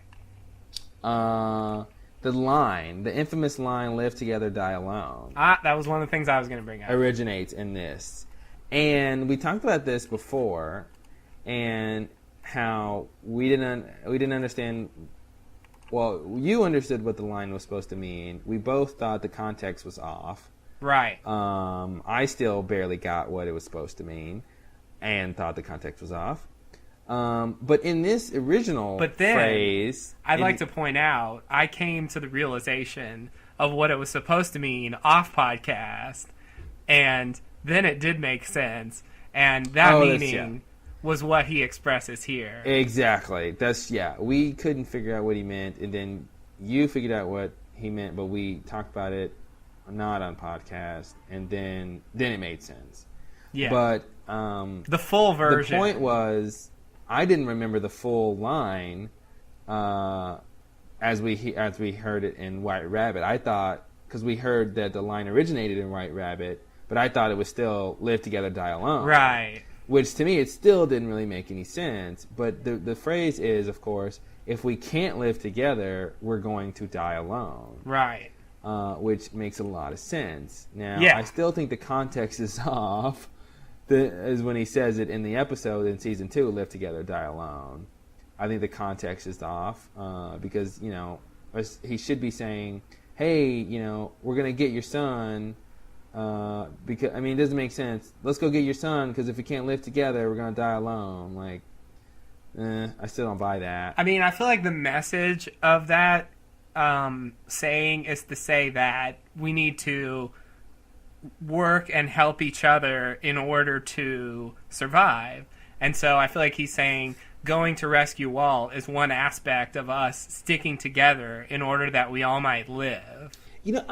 I'll buy that, or whatever. But I still think it's weird that all he says is "live together, die alone," and we as an audience and Michael and whoever else heard it is I guess supposed to remember his reference. Do you think we're supposed to rember what he said? I think only. I mean, we're fans of the show. Neither one of us remembered it. It was mentioned to us in a comment. I think that I don't know. I don't know if they really expected people to remember something from episode, what is it, 5? Yeah. In the finale of season 2. I mean, that seems a little ridiculous, but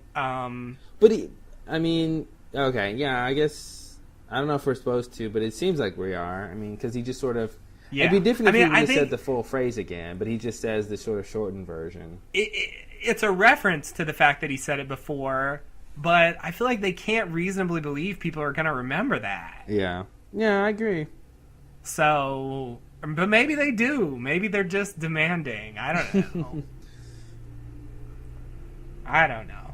Guys Mine either. But I'm done. Excellent. I did want to say one thing too, though. But go ahead. All right. My topic is really boring. Cool. Is it about Lost? Because then it really will be boring. I want to talk about Boone stealing the water. Oh, Boone. If I didn't take charge. You know, Boone is so inept. It's so ridiculous. He's like Hurley and Charlie in a lot of ways. They try, but they just don't get it right.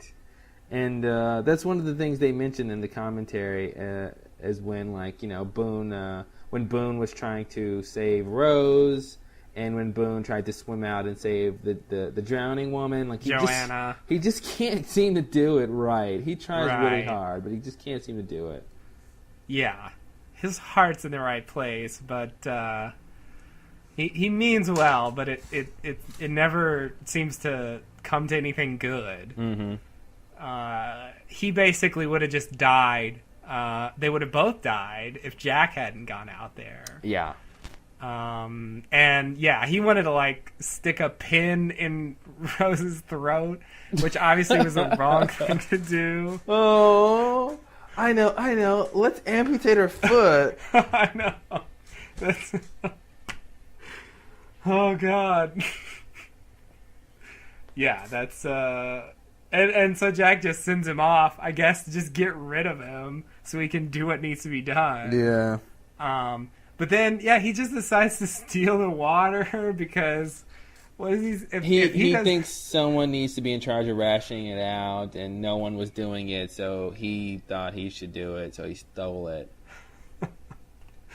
Oh, what an ass! I just wanted to point that out because I had forgotten about that altogether, and that was just whatever. Oh, Boonwell, you're so silly. A silly thing to do. I do sort of miss Boone and Shannon. When I was watching the pilot, I remembered how much of the show they were in season 1 and in parts of season 2 for Shannon.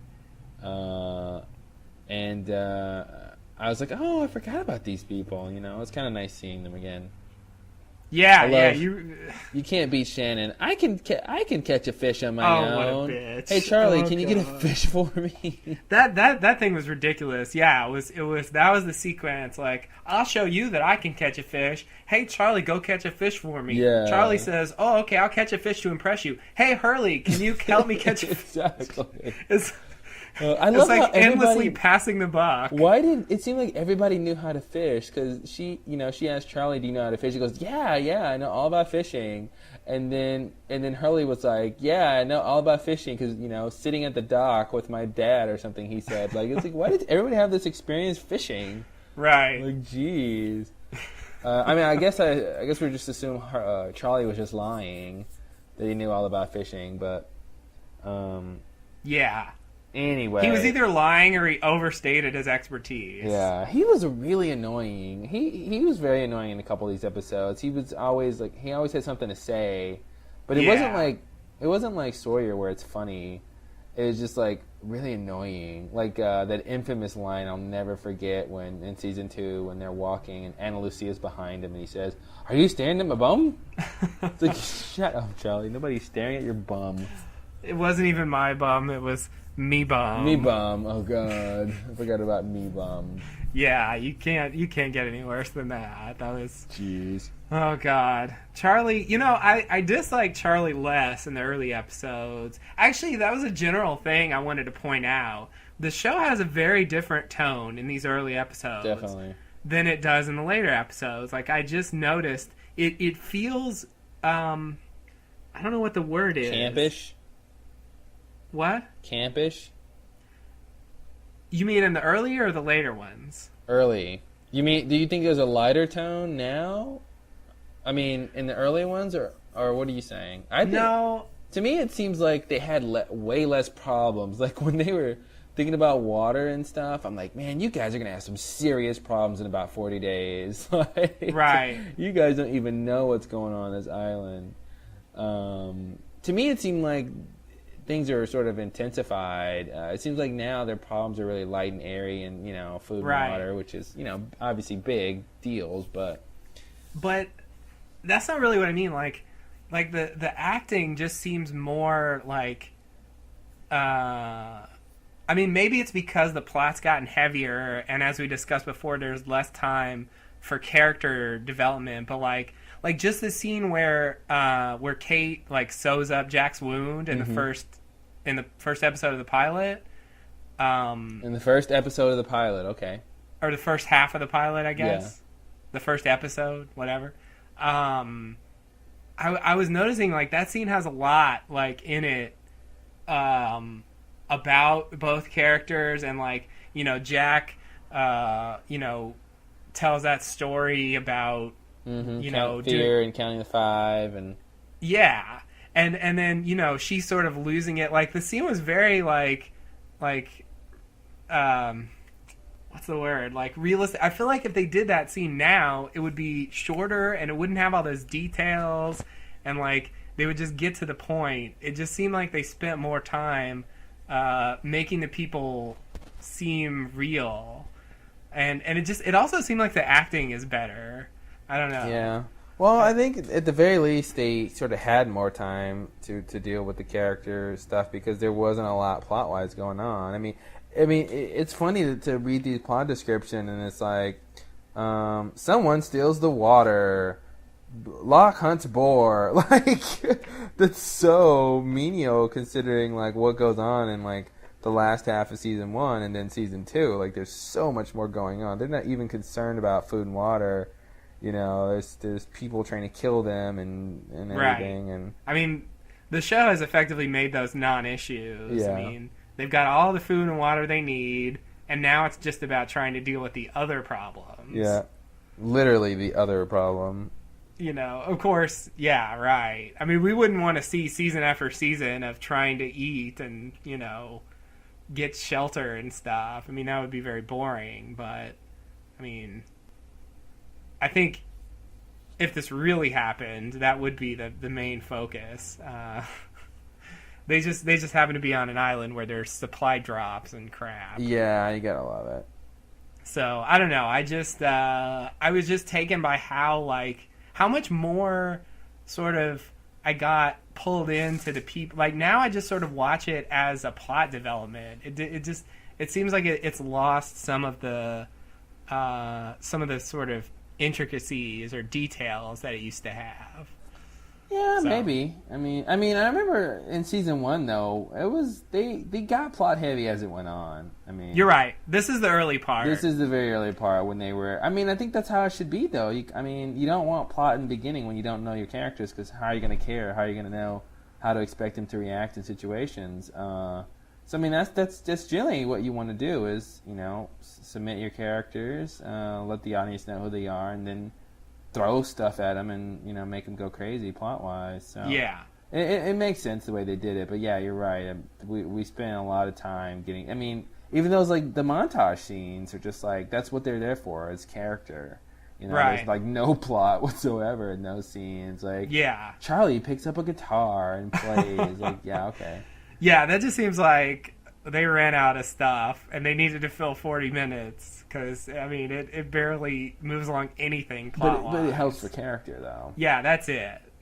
And even that barely. Because, mm-hmm. To me, dialogue really develops character more than just showing them happy on a beach. I mean, I guess it does something, but anyway, that was just a general thing I noticed. Okay, so is that about it? That's it. I did want to say a couple things. Oh, right. You had a couple things. But not about the episodes. Oh, okay. Are they about Lost? They're just like things I should have probably said in the beginning. Okay. Which I can't remember all of them now.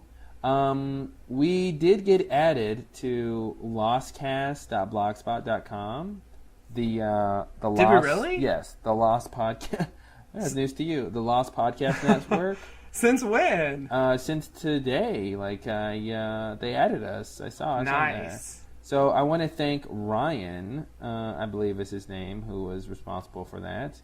So for those listeners who are listening, lostcast.blogspot.com is the Lost Podcast Network, where it basically lists just about every Lost podcast there is, a little synopsis about them, and then it lets you know when there's new posts. So it's a nice. So if you want to listen to, more than one podcast, which I don't know why you would, because we should be enough for you. We should be. Why don't we make you happy? Why don't we make you happy? You never take us out anymore. I wanted to... Do we have someone to thank comments-wise? Did anybody send us... Yeah, it was Vicky H. that pointed us there. I meant, of course, Vicky H. Of course, the illustrious Vicky H. It wouldn't be a Lost Lowdown if we didn't thank Vicky H. I'd like to thank Vicky H. for doing God's work, a.k.a. listening to us and giving us praise and telling other people to listen to us and give us praise. Indeed. Vicky H, of course. I thought there was something else I wanted to mention, but I don't really remember now. I don't know. I think that's it. If we're bringing up trivial matters, I just want to mention. We sort of already referenced it. The review we got on iTunes. Yeah, we can talk about that if you want, real quick. Angie Q, she gave us a good panning. Yeah. So basically, on iTunes, of course, people who use iTunes know you can click on someone's podcast and see the reviews. And the one review we have is from someone named Annie Q, who doesn't like us. What? Angie Q. Sorry. Yeah, that's all right. Who cares? I mean, she hates us. So she hates us. Let's get her name wrong. Please. All right. So I know it's all very petty, but I'd like to respond to that review. Well, why don't you read the review first? All right. I'm going to have to pull it up. You weren't ready? No, I'm sorry. I should have been prepared, right? Maybe I'll edit this out. Maybe that's why Angie Q doesn't like us, because you're never ready. Oh, yeah. Let's see here. Lost Lowdowns. You can do this yourself, by the way. Play along at home. Yeah, you can. Just open up your handy-dandy Apple iTunes. And go to podcast and type in Lost Lowdown. All right, here we go. So, let's see. Oh, God, I forgot about that. So, the title of the review was Don't Bother. Don't Bother. So, it's a 1-star review, which is, I believe, the lowest rating you can give. Well, let's hope so. All right. And 0 out of 1 listeners found this review helpful. That's good. That was me, by the way. Oh, that was you? Great. It asked me if I found it helpful, and I said no. Of course you did. I think you're a little biased. I am. All right. All right. So here's what she says. I usually download the Lost podcast because the podcasters usually have so much more information and have done so much research that it is so informative. This one, not so much. It's annoying to listen to. One guy seems like he is half asleep while he is watching the show, so his comments are so wrong. I was excited to see a 6-hour podcast, so I'd have something cool to listen to for a few days on my commute to and from work, but I couldn't make it past the first half hour of this one. Lost Casters is much better and by far my favorite. The other one with Jay and Jack is okay too. Okay, first of all, you're a bad review writer because you don't end like that. Yeah, she's bad in a lot of ways. I really wonder who the one guy is. Yeah, it says one guy out of the two of us seems like we must be asleep when we're watching the show, because apparently when we comment on the show, we get the details so wrong that we must have been asleep. Both of us have made a couple of errors. Yes. So I mean, I think we do a good job of, when we think we know what it is, we state our point. I know that when I'm not sure, I like to say I'm not sure. And then, of course, there's the small percentage when I think I'm sure, when I am sure, but I'm just wrong. Right. And I've certainly had that happen as well a couple of times. And it's like, can you fault us? I mean, I guess you can fault us for that, but I think it goes with the territory. We don't claim to be experts. we're not any more knowledgeable about Lost than anyone else. Anyone else can do what we're doing. And just because we decided to do a podcast doesn't mean we're sitting on some throne, right, handing out edicts and the gospel a la Lost. All that we bring that's unique to us is our opinions about our perspective stuff. And our opinions and our great Lost jokes, right? Well, yeah, there's that. So yeah, and she says Lost Casters, but I think we assume she means like Lost Cast. The Lost Cast, yeah. Yeah, the infamous Lost Cast, and that they do so much research. Right. And first of all, I know what you want to say. Oh boy, do I ever! I'm just waiting. Justin's going to say what he wants to say, which is a valid point. And I think that's fine. If what you want out of a Lost Cast, a Lost podcast is factual information and research to be done for you, then we're not the people that you want to listen to, because that's not what we do. I mean, of the two of us, Justin is the one who goes on the bulletin boards and looks up stuff, and I do that. I used to do that more. I don't do that too much because, frankly, it gives me and him something to talk about and something for the listeners to hear. Because if we both were all on the boards every time, then we'd have nothing to talk about when it came to news. Because it'd be like, "Hey, Justin, did you hear this? Yeah, I heard it." It's like, okay, well, let's move on to the other thing. Did you hear that? Yeah, I heard it. I mean, so it's not fun to have to try to fake talking about something. Exactly. So that's one of the reasons I don't even go on the boards too much anymore, is because I like to be surprised and interested when Justin brings up stuff. So let's not defend ourselves too much, but go ahead and say your point. Right. Now, my point about the research issue is, I listen to Lost Cast. I've listened to them for a while. I listened to them before we did this. Yep. And their research amounts to say they bring up a philosopher in the show, well, they'll read a Wikipedia entry, like the first paragraph of a Wikipedia entry on that philosopher. Ooh, that takes about 5 hours of preparation time to do, I think. If they mention a book, they'll go on Amazon and read a plot description. And that's about 10 hours of detailed work to get that research ready. And You're making my point for me. These are things that anybody can do in with no effort. I mean, if you type in Google, even you can get that sort of trivial information. From my perspective, I'm not going to bring any specialized stuff like that to the podcast unless I really know about it. Yeah. I don't want to just read a Wikipedia entry about something. I think it's worth saying we are obviously not knocking Lost Cast for doing that. That's a perfectly valid thing to do. Absolutely. I think it makes a ton of sense to do that. If give a little, it's totally fine to go read a Wikipedia entry about whatever topic. I mean, it did absolutely nothing wrong with that whatsoever. But just to say that is extensive research, or imply that that's extensive research, I think is fallacious. I agree. Right? Exactly. I mean, I challenge the idea that their research is so amazing. Also, yeah, I agree. Nothing wrong with what they do. I like their podcast. It's just I don't want Besides that, I mean, I don't want our podcast to be the same. So, yeah. We're just not the podcast that looks up stuff and reads it. Yeah. Besides like the transcripts or whatever.